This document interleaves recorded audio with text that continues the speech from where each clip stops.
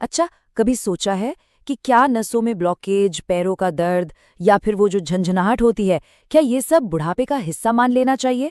आज हम एक ऐसे सोर्स को समझने की कोशिश करेंगे जो दावा करता है कि इन सब मुश्किलों का हल कहीं बाहर नहीं बल्कि अपने घर की रसोई में ही है। तो चलिए इस बात की तह तक चलते हैं। ये जो बात अभी स्क्रीन पर थी, ये 74 ईयर के श्री बलबीर सिंह के बेटे के दिल से निकली है, अपने पिता की बेबसी देखकर। और ये सिर्फ एक घर की कहानी नहीं है। सोचिए, ये उन लाखों बुजुर्गों की कहानी है जो नसों के बंद होने की वजह से चल फिर नहीं पाते। सोर्स के मुताबिक ये एक बहुत ही आम और सीरियस प्रॉब्लम है। तो ये मामला कितना गंभीर है, जरा इस आंकड़े पर गौर कीजिए। सोर्स में एम्स 2025 की एक रिपोर्ट का जिक्र है जो कहती है कि जिन 10 बड़े बुजुर्गों को पैरों में सुन्नपन या दर्द होता है, उनमें से 7 की नसों में 50% से ज्यादा ब्लॉकेज होती है। 10 में से 7, ये तो एक तरह की छिपी हुई महामारी जैसा है। और बात सिर्फ चलने फिरने तक ही नहीं रुकती, मामला इससे कहीं ज्यादा बड़ा है। सोर्स वर्ल्ड हेल्थ ऑर्गेनाइजेशन 2025 की एक वार्निंग के बारे में भी बताता है। इसमें कहा गया है कि पेरिफेरल आर्टरी डिजीज, मतलब पैरों की नसों में जो ब्लॉकेज होती है, वो हार्ट अटैक और स्ट्रोक का खतरा सीधा सीधा 90% तक बढ़ा सकती है। ये वाकई में चौंकाने वाली बात है। तो सवाल ये उठता है कि आखिर ये ब्लॉकेज होती क्यों है? इस पर सोर्स 2 अलग-अलग नजरिए हमारे सामने रखता है। एक है मॉडर्न मेडिसिन का और दूसरा है पारंपरिक आयुर्वेद का। चलिए देखते हैं कि ये दोनों इस बारे में क्या कहते हैं। यहाँ पर सबसे दिलचस्प बात यह है कि दोनों ही नजरिए अपने अपने तरीके से एक ही प्रॉब्लम को समझा रहे हैं। देखिए, एक तरफ मॉडर्न साइंस कहता है कि कोलेस्ट्रॉल, कैल्शियम और दूसरी गंदगी नसों की दीवारों पर जम जाती है, जिससे वो सिकुड़ जाती हैं और सख्त हो जाती हैं। वहीं दूसरी तरफ आयुर्वेद का मानना है कि ये सब शरीर में वात और कफ दोष के बिगड़ने और बढ़ने की वजह से होता है।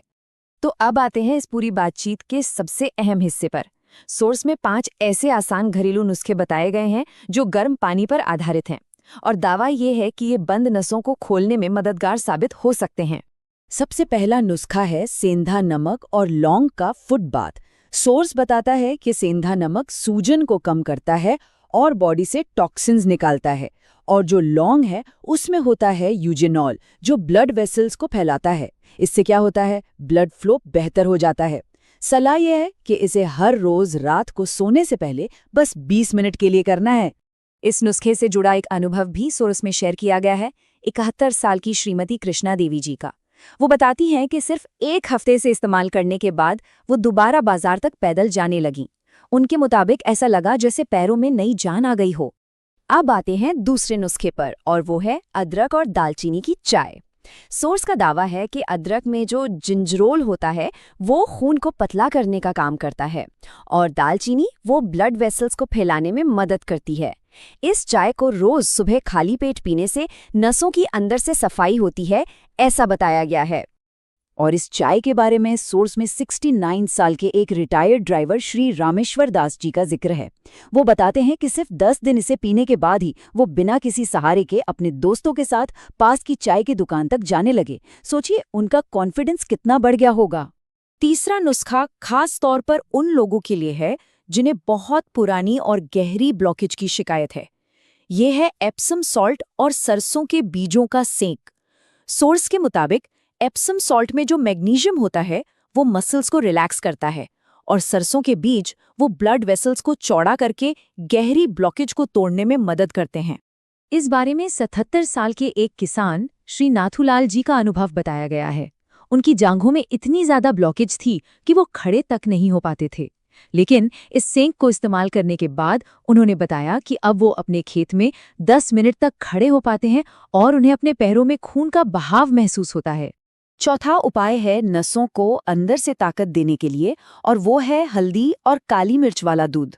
देखिए, सोर्स बताता है कि हल्दी में जो क्यूरक्यूमिन होता है वो सूजन को कम करता है, लेकिन असली कमाल करती है काली मिर्च।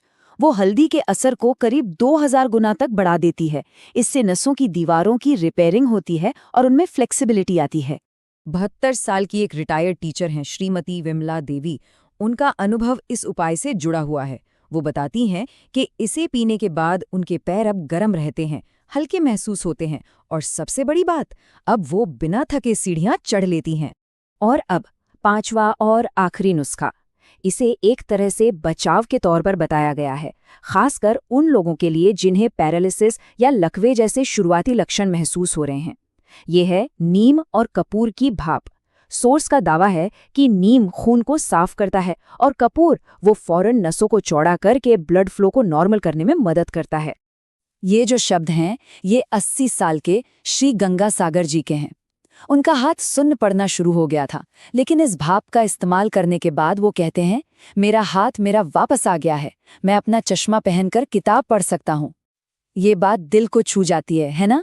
ये हमें याद दिलाता है कि ये दिक्कत सिर्फ चलने फिरने की नहीं है, बल्कि जिंदगी की छोटी छोटी खुशियों के छिन जाने की है।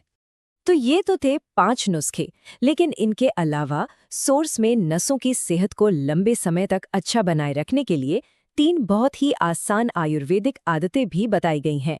चलिए एक नज़र उन पर भी डालते हैं। और ये आदतें वाकई बहुत सिंपल है।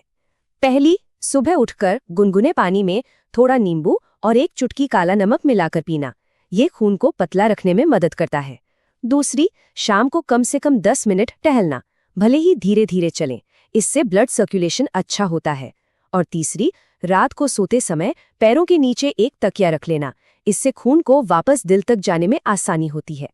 तो इस पूरी बातचीत का सार क्या निकलता है, मतलब मेन पॉइंट क्या है?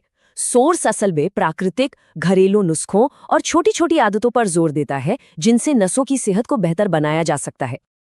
तो यहाँ सबसे बड़ी बात जो समझने वाली है वो ये है, सोर्स का दावा है कि अगर इन नेचुरल घरेलू नुस्खों को लगातार इस्तेमाल किया जाए तो नसों की ब्लॉकेज से जुड़े लक्षण और खतरे काफी कम हो सकते हैं।